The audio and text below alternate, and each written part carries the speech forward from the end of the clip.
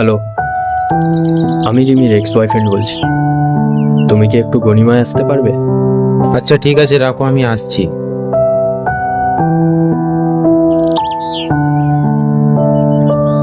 কি ব্যাপার, তুমি তোমার এক্স বয়ফ্রেন্ডের সাথে এখানে কি করছো? তোমরা কি নিজেদের মধ্যে সবকিছু ঠিক করে নিতে চাও, তাই আমাকে এখানে ডেকেছো তোমরা? যেটা জানো না সেটা নিয়ে কথা বলো না। তাহলে সত্যিটা কি তোমরা আমাকে বলো। আমি বলছি, অ্যাকচুয়ালি আমার কাছে বেশি সময় নেই। একটা সময় ছিল ও আমাকে প্রচণ্ড ভালোবাসতো, আমিও ওকে প্রচণ্ড ভালোবাসতাম, কিন্তু এখন সেই পরিস্থিতিই নেই। কি বলতে চাইছো? আমি তো কিছুই বুঝতে পারছি না। আমার ব্লাড ক্যান্সার।